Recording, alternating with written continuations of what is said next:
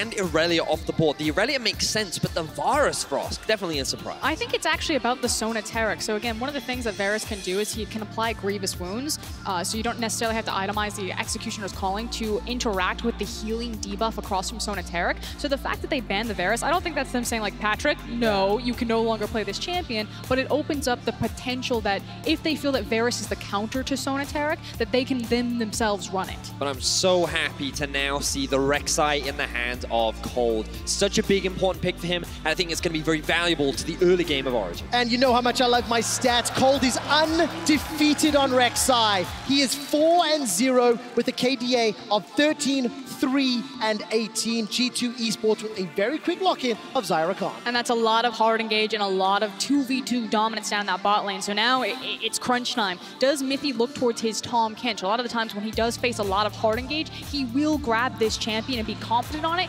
Or are they saying, yes, the Varus is gone, we know exactly what we're doing, we're going to run Sona Taric and you will not be able to break us? Oof, let's see if Origen can do to G2 what they did to Fnatic yesterday. But a lot of comfort picks going in the hands of G2 now. The Ryze, the thing that can once again be flexed into multiple roles on this team. Often a debate who actually is the best Ryze on this team. But usually you always look at that man in the top lane, Wunder. He's had so many fantastic performances on the Ryze. He's already had a great game one today.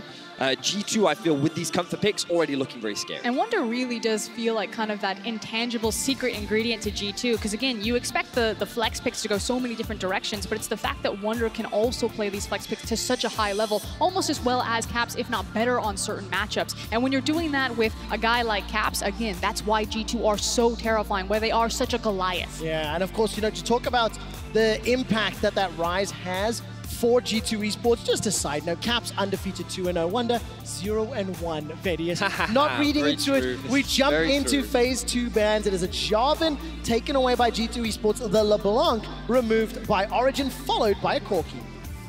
Perhaps maybe looking for a Zoe there? Ooh, I know the Corki ban is telling me something, and I'm like, if they're looking to ban away the Corki, this already suggests to me that they want to put Ryze up towards the top lane, or they want to just eliminate some of the safe options that Origen could go for to try and force them into something a little bit more aggressive. So kind of your big blind picks that you have available for Nukeduck in that mid lane are going to be things like the Zoe, like the Lissandra, but Ryze and even the LeBlanc could have been a good matchup there. Oh, blind pick right now for the side of G2. And I feel like that's a double down. Again, they're eliminating all of these safe blind picks. They're trying to herd Nukeduck on exactly what they want to face. Yeah, the Lissandra is something that they could look to put him on. I think that in terms of this composition, it works very nicely. We are seeing a bit of a hover right now, but audience, you got to be careful with the hovers until they're locked in. Oh, it gets locked in. We got a Yasuo in the final. Okay, but what does this mean when we look at the composition? Again, it felt like the mind games, like they were trying to force him into Lissandra. We know that they really like that Ryze matchup into it, and it would have given Caps the go-ahead for the Ryze, but by going for the Yasuo and the Kennen, it now says... This is a Pyke! We got a Pyke! Let's go! This could be a Pyke jungle. This could be a Pyke mid. Oh, they hovered it last game, and I really wanted to talk about it, but because they didn't lock in, we have to move away from it. But we have the Pyke in this. Wait, that's a smite on PerkZ. I think they might be doing a funnel, ladies and gentlemen. What? How is that going to work with this composition? I mean, it's triple support plus an ADC. Oh my word, G2. They are pulling out all the stops in game 2. They are going crazy with the strats. G2 eSports were dethroned last year by Fnatic, and they picked up Caps coming into 2019. It was a reign of dominance for G2 that started here in the Ahoy Arena in Rotterdam. And G2 are going Morgana, Pyke, and a funnel comp. Okay, now, let's step back. It's been a long time since we have seen funnel comp. No, here's the thing. Everyone, when PerkZ first made his rotation over to the ADC, everyone's like, funnel. That's not the same thing as actually being a true marksman. He can't just get away with this. There were so many doubters there. But this team is so practiced at a funnel composition, not just from PerkZ now on the Xayah, but think of how many times Jankos had to play secondary support. I'll have you know that Jankos is the best Braum in Europe, best Braum, if you recall correctly, when he was playing in that role. And of course, it's coming up into this duo of Sona Taric that needs time to scale and build up. Okay, so it's going to take us some time. This is going to be a learning opportunity for us all, QuickShot, because getting to see how this comp will work is very new, very novel. Clearly, PerkZ and Wunder will be the primary carries. Jankos returns to support duty here in the final. But you know what? He said, I want a title badly. I will not jungle. I don't need to. Well, look at it this way. If anybody wants to see exactly what Jankos does this game, go check out twitch.tv/RiotGames2. He won the POV vote. He is playing Teleport Flash Morgana.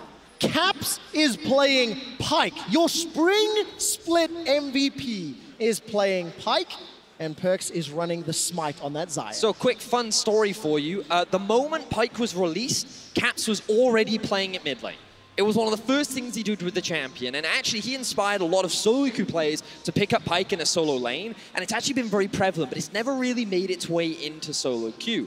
Now what's interesting here is Caps is not playing a solo queue style Pyke. He has gone for the Targons. He is clearly going for, I'm going to assist a champion, and right now he's grouping up with Jankos. So where exactly is this duo going to look? I kind of feel like it's looking at the Morgana Pyke. Now we have seen more Pyke played globally in other regions down there, and it works exactly how you would expect. Morgana is there for a lot of the lane control, the lockdown, and then Pyke is there to pick up the coins and look for the kill pressure there. And roams as well. Exactly. The cool thing about Morgana, as you already highlighted, is like she's very safe in lane, especially when she gets 3 points in her Tormented Soil. She just clears those caster minions, and she's very safe. So what you'll often see is just wave clear in the bot, and then the Pyke will look to roam around the map with Mithy and PerkZ. But ultimately, the long-term goal of the funnel is just to get Xayah to a point where she has an experience advantage and a gold advantage, because this champion who is so safe and can do so much damage scales so well, and then you stack all of these supports on top of her, you then just kind of group up around her like a giant cannon and say,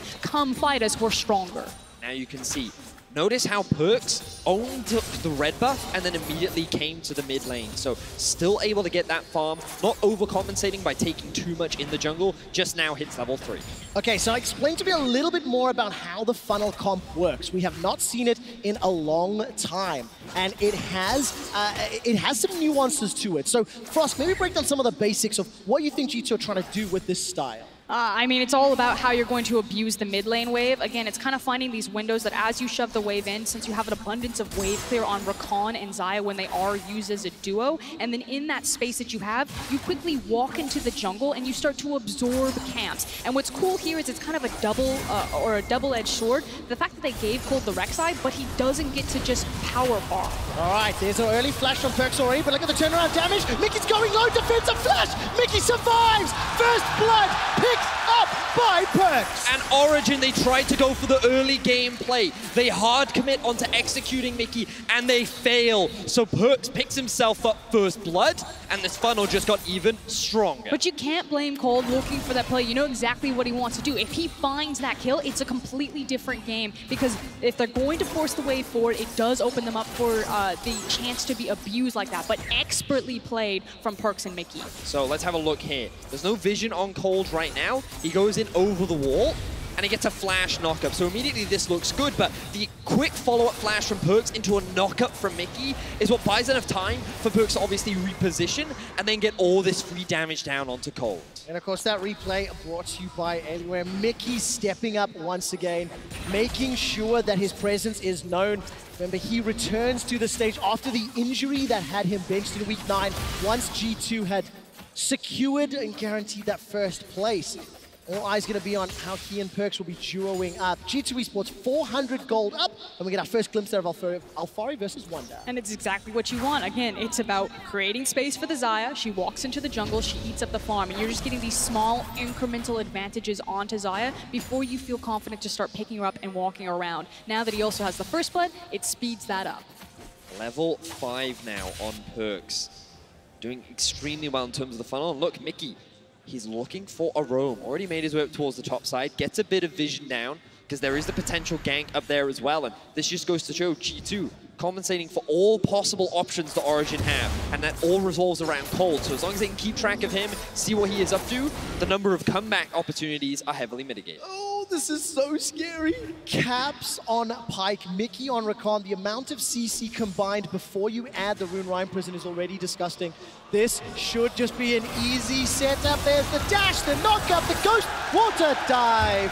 And you wonder where Alphari's gone back to Fountain. It wasn't even fair. He never stood a chance. What I think is so incredible about this, though, isn't just the execution of the dive, but look at the rest of the map. There's nothing for Origen to punish. They saw that G2 expended so many resources topside, but there's not like a lane that they can gank. No one was available. Also, I want to talk about a lane we haven't even looked at all. Jankos has just been farming with his Tormented Shadow.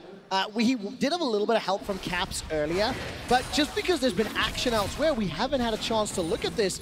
I mean, Jankos is going to be pretty content in a fairly low-pressure lane. Yeah, Jankos is more than happy to farm away. We talked about how Morgana very safe in lane, and you can't...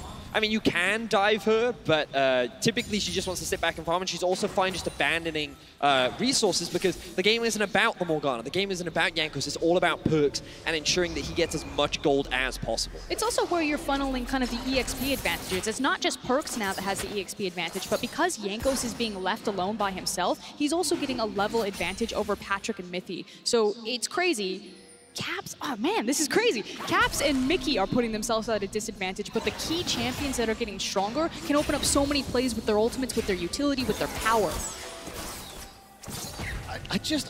I don't know if there is a more creative team playing at this level of League of Legends anywhere else in the world. And G2, they pull off another surprise. Well, Griffin did try in their final, but it didn't work out. Now we see a very quick kill onto Mickey. And remember, something that Frost was just talking a lot about was all the resources are invested into Perks and Jankos and Wunder. Caps and Mickey, very low level, very squishy. So while they're roaming, if they get caught, very quick to die. Oh, Caps doesn't manage to connect with the Bone Skewer. Very good flash from Patrik. The Soul Shackles will not be able to do any damage, though. So that was a level 6 Morg, unable to find the kill. And that's so important that Origen were able to survive that, because again, that was kind of the big window, the big advantage that G2 had tried to make by exiting Caps and Mickey out of this lane and giving Jankos that advantage.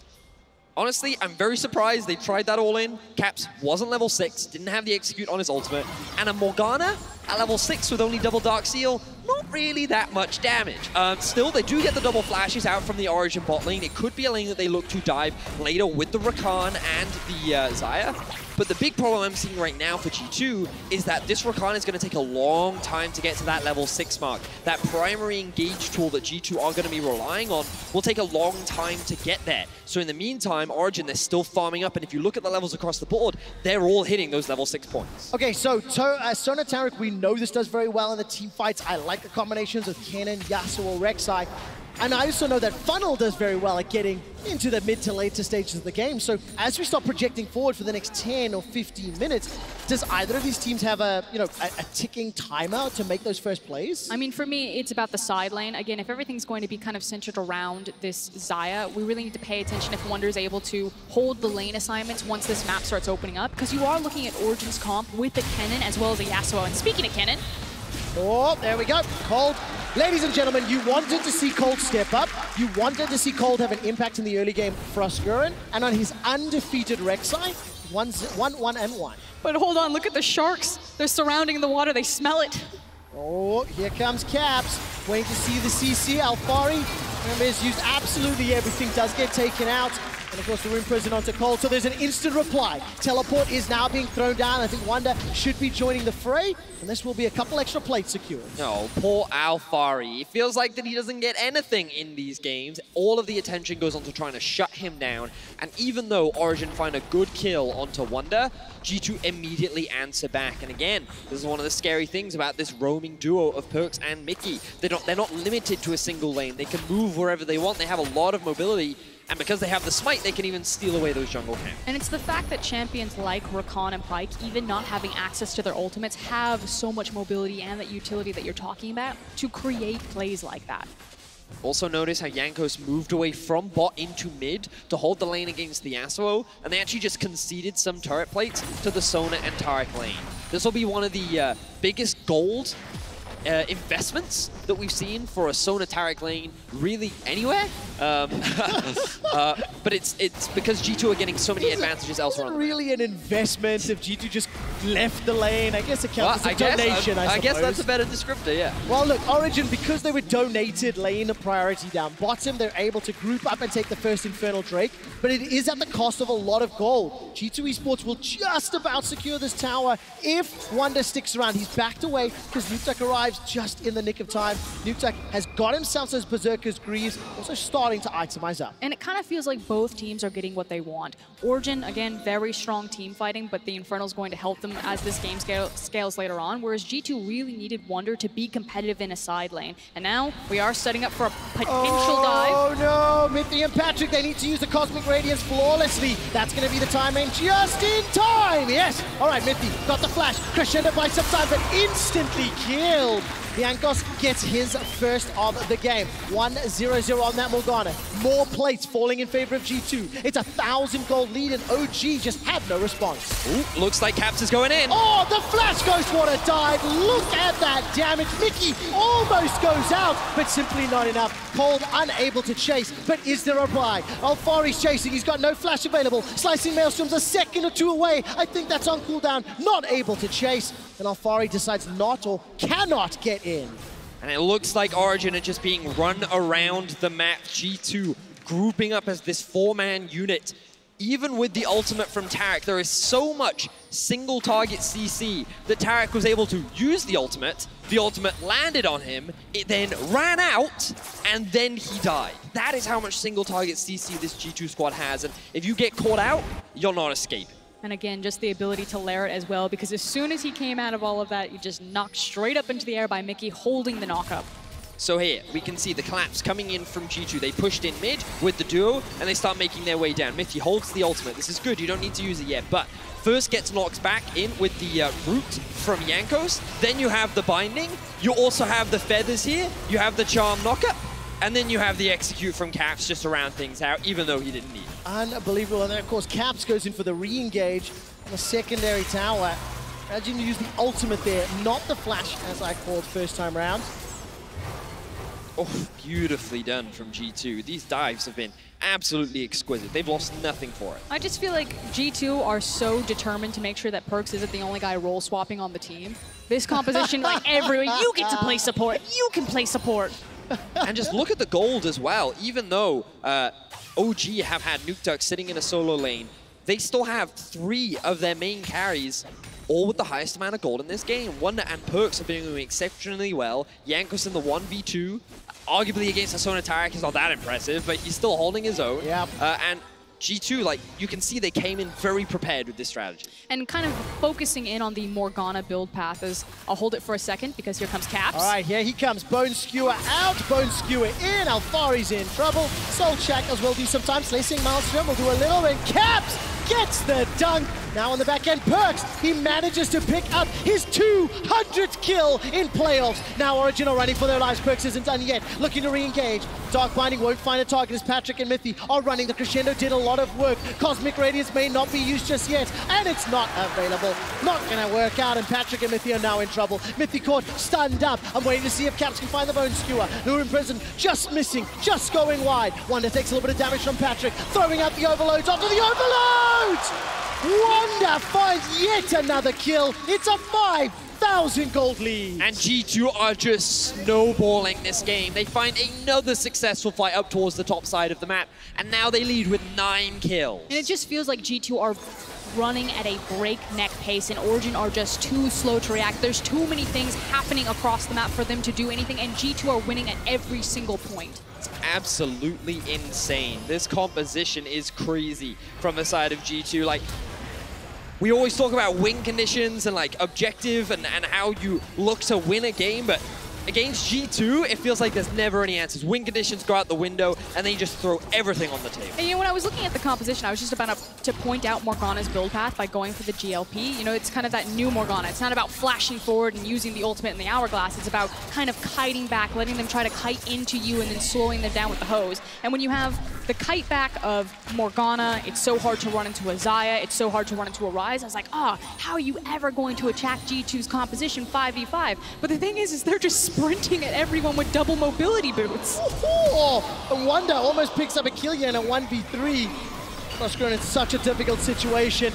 All right, there comes the unburrow from Kold. Manages to at least get one. That was a 4-on-1. Now Nukeduck is in trouble. He will get taken out by PerkZ. The feathers out, the feathers back, and they pick up one. Now Caps looking for the bone skewer, going to use the dive to escape. The re-engage. Mithy goes down with the quickness. Slicing Maelstrom, simply not enough. Alphari is dead, and it is a top lane schooling as Wunder has way more impact than Alphari. And Origen are trying to get down and dirty with G2. They're trying to step 2, meet them in these skirmishes, but they are just getting outclassed right now. I barely have enough time to breathe. Imagine what Origen have to be doing on this stage. Coming up against this type of funnel composition. Now there's a lot of damage under Caps. The crescendo comes down from Patrik, but there's no follow-up. There's nothing more to do. G2 get yet another 5-0-5.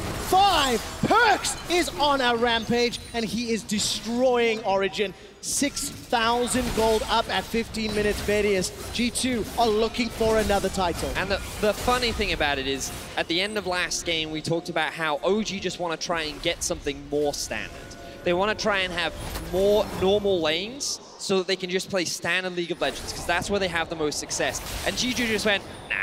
We're just going to throw everything that we can. We're going to create the craziest comp. And this is just another example where they're even making these insane plays, like Wunder going in 1v3, thinking you can find this kill. And originally you think, okay, this is the first overconfident mistake from G2. But while that's going on, Nukeduck is getting caught. And again, you're still dealing with all of the experience lead and gold lead that G2 have their composition. I love the point that you bring up about standard play. Again, Origen are a team that need to prepare for their opponent. They need to sculpt these sculpt these compositions that they know exactly how to counter your playstyle. How can you ever see this coming? What are you supposed to do? There's no answer to that, Froskurinn.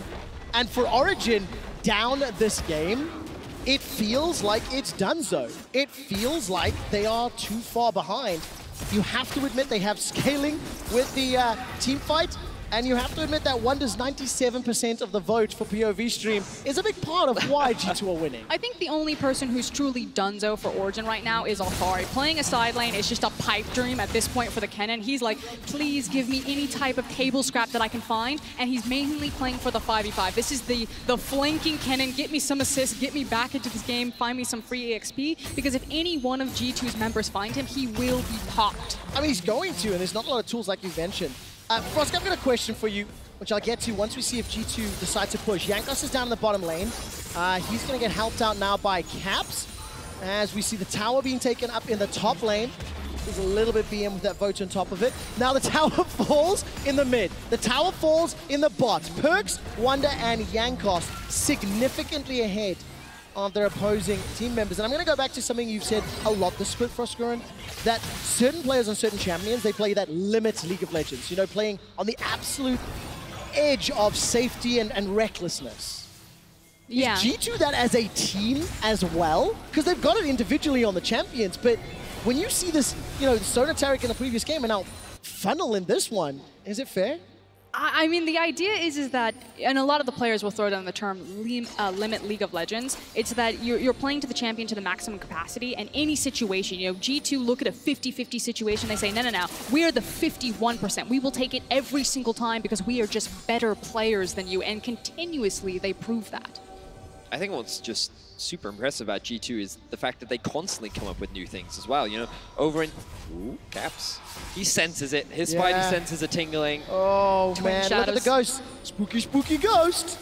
Actually interrupt. But one of the things that impresses me so much is when we think about Griffin over in the LCK, in their filing against SKT, they brought out the Pantheon Taliyah bot lane, right? Something that showed up a couple times over in Korea, and they tried it, that innovation. Griffin was almost like the LCK equivalent to what we have here in G2. And the thing about G2 is, like, they never stop with their innovation either. They always come with something new, but somehow they always make it work. They find these creative ways of bringing out something interesting and dynamic and crazy, and yet still they make it work. And, like, the strange thing is, Origen isn't a bad team. We saw what they did to Fnatic yesterday. Yet G2 is making them look so weak in comparison. And like, that just goes to show how strong G2 is a team. The delta between G2 and the rest of the field is gigantic, is what it feels like. Now, Origen, of course, they are down 8K.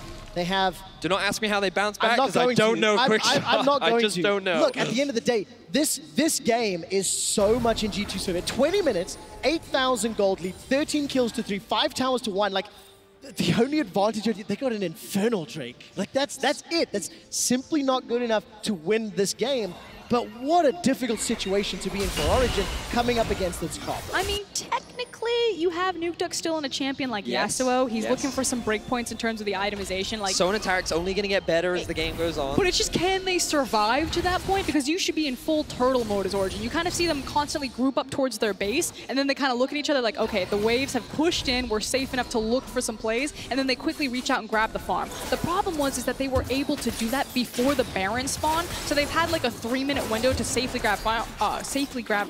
Now that the Baron is there, you see G2 just immediately run to it and say, okay, we're ready, boys. Come and fight us. Here we go. Well, OG are going to answer with the fight. This is the last-ditch effort that they have in order to keep this game alive. All right, 20 minutes, 30 seconds on the clock. Origen looking to engage. I believe that might be the quickest. We're going to confirm with stats. Look at the re-engage. Cosmic Red to buy some time. Slicing Monstrum does so much damage. Imagine if Origen were not 8,000 gold down. They've got themselves a 1-for-1. Here's the re-engage. Mithy gets chunked out. The knock-up and the dash away from Mickey. Now Wunder's looking to run down the rest of the team. Mithy gets caught. The shield from Wunder.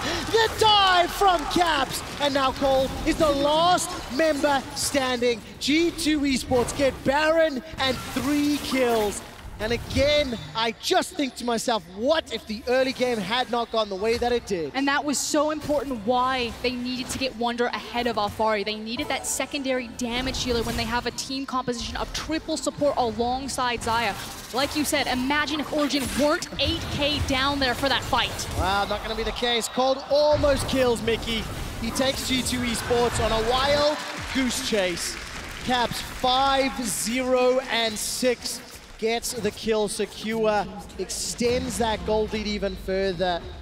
And Froskurinn, the last-ditch effort to get back in here, feels that's it. This should be G2 going 2-0. And honestly, that fight looked pretty promising for Origen at the start. It felt like the fact that G2 were locked in that pit, and then they used a lot of their mobility skills to actually split apart. And oh, this actually looks pretty good for Origen. Maybe they can really win this. But as you said, Frosk, the damage just wasn't quite there from the side of Origen. So good ultimate from Mithy actually protects a lot of the members. Then a great ulti onto the backline from Alphari. And you think, okay, this is great. But Jankos buying time with the Morgana against 4. And then they dive in. Mithy flashes in. But then this is where Caps and Wunder comes into fruition. He flashes onto the backline. He melts through them. Ryze surprisingly tanky. Always catches people off guard. And then the rest of G2 can come to help support him and swing the fight into an eventual ace. And again, that mobility coming from Pyke, that he can just somersault back over the Baron pit. It's just so difficult. And it's, you know, it is beautiful to watch. G2 Esports now looking to finish out this game. They've got themselves pressure in multiple lanes. Wunder's down bottom, and the rest of the squad now looking to join in. But also think about the statement that this makes to the rest of the world as well. G2, they want to go to the international events. They want to compete around the world, and they're saying, we're ready to bring out everything in this final to secure it. I love that thought. What a statement. Hey, we're willing to play Funnel Comp if it makes sense. And of course, that is one of the benefits of winning this split. They will advance to MSI. G2 Esports have got themselves an inhibitor. They're halfway to another victory, maybe more if you actually think about it that way. 12K gold up, and Origen, they've got to be thinking and talking. How do we play against this comp? How do we handle Sona Taric? How do we go into the next draft? So step one, I think, for this game still, is that you are looking for that big wombo combo. You still did feel good that, okay, if we weren't so far behind, if we had just played the team fight slightly different, we did make a lot of ground there. So you need to clear out your jungle, you need to clear out these wards, and again, get to these farm lanes and try to turtle. But getting caught here, that would be devastating. Oh, here comes Wunder. Round warp will come in, and Kold does go down. Former teammates killing one another. Okay, I tried to find the silver lining. Throw it out. You can't get away from these guys. They're too fast. That's it. G2's glass is full. Origen's is empty. There is no silver lining here. G2 Esports. They're just going to dive him. They are going to dive. Cosmic Radiance is thrown down by Mithy. There's some sort of engage, but look, Alphari just gets Rune Prison in place. He simply cannot get past. The quickness used by Mickey in the dash in, the dash out. Now that's good damage from Nukeduck, but again, there's simply too much to fight through. There's the knock-up, knock-down, and it is simply too easy for G2 Esports. Now Patrik will be the last man standing before he gets aced by G2. And I have a quick stat for you. When G2 Esports ran Funnel Comms in summer of 2018, they went undefeated 5-0. In the finals of Spring, they are looking to continue that streak 6-0. At 24.5 minutes, G2 Esports funnel their way to victory. What a convincing victory from G2 as they look to lead the series 2-0. Beautiful stuff from this G2 Esports squad. The smile on Jankos' face. He was the POV stream, he played Morgana that game. G2 were impeccable. They also secured the quickest Baron of the Spring splits.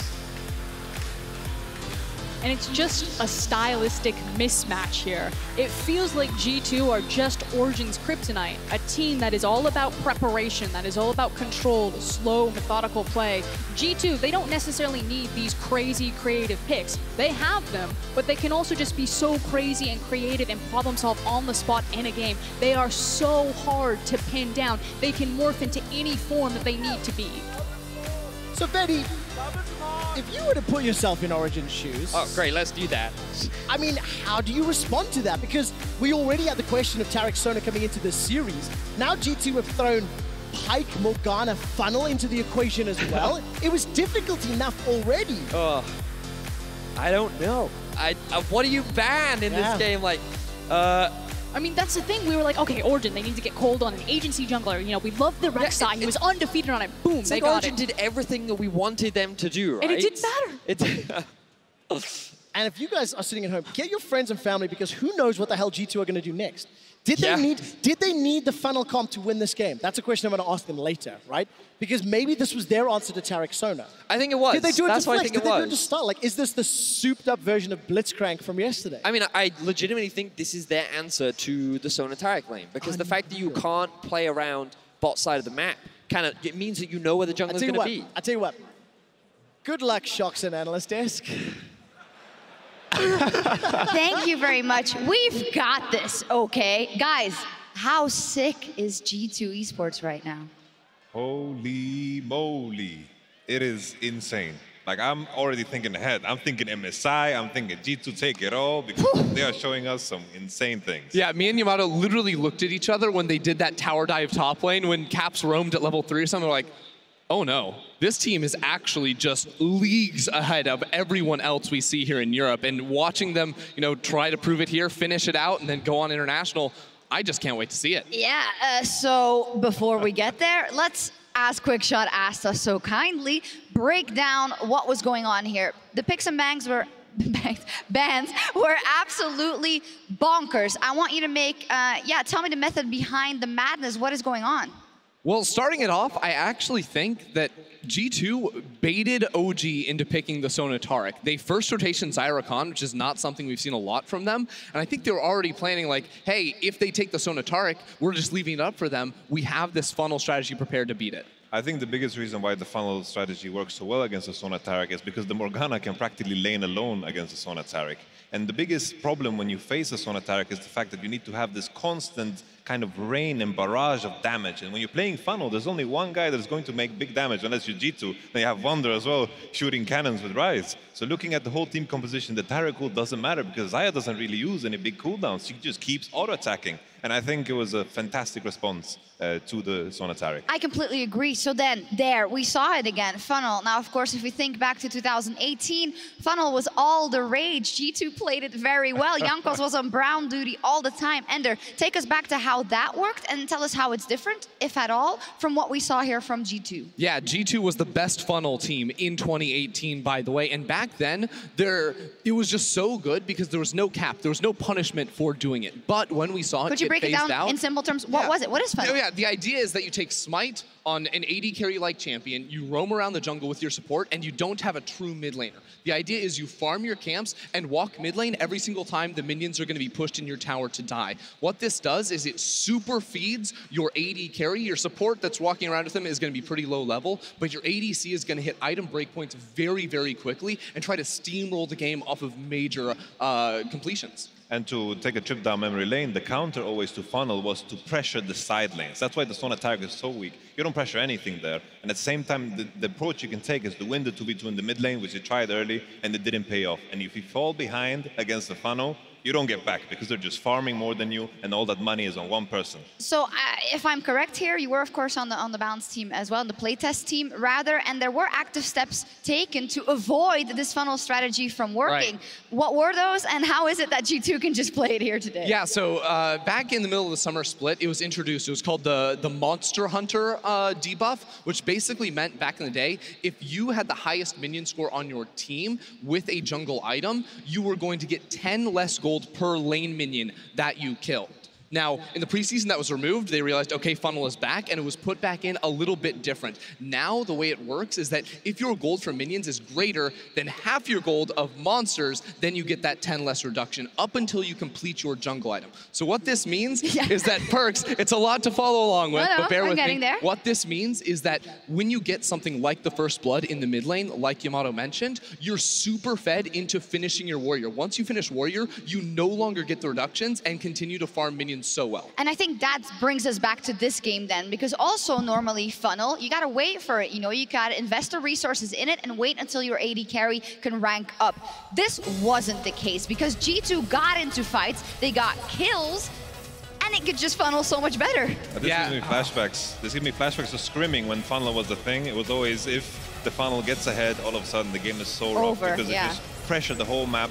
Transferred the pressure, you can't pressure the side lanes. They managed to get 1 kill on Ryze, but beyond that, really, there's not much. And the problem is that you never win a single fight where the funneled player is in. You always lose it unless you can immediately burst them at the start. That would be the answer, but you see Sona Taric in bot lane, that's all about playing back in team fights, not about diving in and trying to assassinate someone like the Xayah. And because of all the action, it did turn into an incredibly one-sided game for G2 Esports once again. We're just trying to build up the tension before you see us again, guys. Chill, all planned. Now, I do want to kind of parlay this into a bigger conversation of something we just touched on. And I think it's always difficult because they are still in this best of 5 and we cannot count OG out. But I want to call up Ocelot's tweet, who tweeted during this game, G2 Esports can play whatever the F they want. Do you guys agree? Because it definitely looks like there is nothing to do for OG in this series. Yeah, I mean, Caps played support that game. The best player in the league was on Pyke support while his jungler was playing Morgana. Yes, they can play whatever they want. And what does that mean? I think the stats team is probably enjoying that one with the minion deficits and all that's going on. But I think looking into the future, like even looking into the next game that's going to happen, what the hell do you do? Do you ban the funnel? Do you think about how you play into funnel? Do you tap into the old roots? There's so much that you need to kind of digest between 2 games, and it's incredibly difficult already now in this series to adapt. Also, you know, it's just incredible that G2, with the power they have on every single one of these players, no sweat, completely another gear, completely a different game plan, a different strategy with a lot of nuances, and it doesn't matter. They just shift gears so easily. Yeah, it's really easy for them, and it just, they play so well on an individual level. They win all of their matchups, but then also as a team, you can see them coordinating plays around the map, whether it's both supports roaming top lane to get the dive off or making these plays on the sides. It really is impressive to watch from this team. I think what we're looking at here, if we look at G2 and their gameplay, I feel like this could potentially be the best European roster of all time.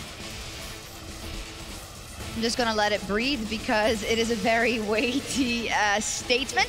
There's a lot connected to that, right? Because you're saying that before they lift the trophy, I don't think there's a doubt in your mind that they will. Before they go to international competition, because in the vacuum of EU, of course, it looks fantastic, and that's all they have in front of them right now. But we are starting to think about MSI, of course, and about what they could do. And I'm gonna put you on the spot. Yamato, you said I would bet anything on it. G2 Esports is going to win MSI. So we have SKT. China is JDG versus IG the final.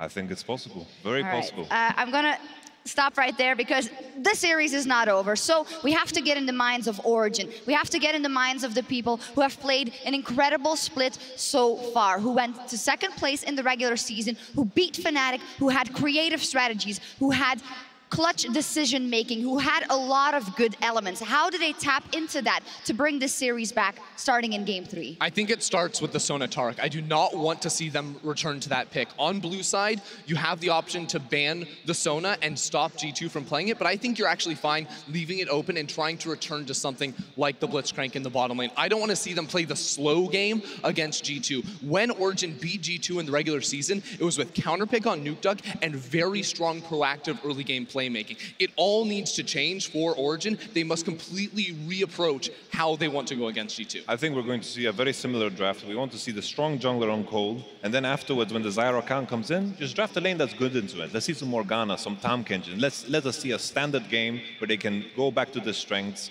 and just remove the Sona Taric from the equation, and let's just try game 1 again. Yeah, and for everyone here, hopefully give us a couple of more games.